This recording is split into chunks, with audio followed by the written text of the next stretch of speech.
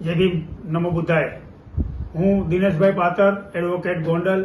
જોકે આમ તો જે આ ઘટનાની અંદર હું એક પીડિત છું, પરંતુ ગુજરાતભરના આગેવાનો દ્વારા જે મને સાથ સહકાર આપી, જે મારી પર દમન ગુજારવામાં આવ્યો, ખોટા કેસો કરવામાં આવ્યા, એ બદલ જે અવાજ ઉઠાવવામાં આવ્યો સમાજ તરફથી અને 18 તારીખે જે સંમેલનનું જે હુંકાર કરવામાં આવ્યો, એનો પ્રતિસાદ ખૂબ જ સારો મળ્યો. અને મને ક્યાંક ને ક્યાંક એમ લાગ્યું કે હું એકલો નથી, મારી પાછળ તો આટલા બધા બોડી સંખ્યામાં મારા સમાજના યુવાનો અને આગેવાનો ઉભા છે, એટલે મને 100% ન્યાય મળશે. અને આ અવાજના કારણે સરકાર ક્યાંક ને ક્યાંક બેકફૂટ ઉપર આવી અને એમના અધિકારી એટલે કે રેન્જ આઈજી સાહેબને સૂચન કરવામાં આવ્યું અને રેન્જ આઈજી સાહેબ દ્વારા એસપી સાહેબને કહેવામાં આવ્યું કે ભાઈ એમના આગેવાનોની મિટિંગ કરી એમની શું માંગણીઓ છે સાંભળો, પોઝિટિવ હોય તો એ માંગણીઓ સ્વીકારો.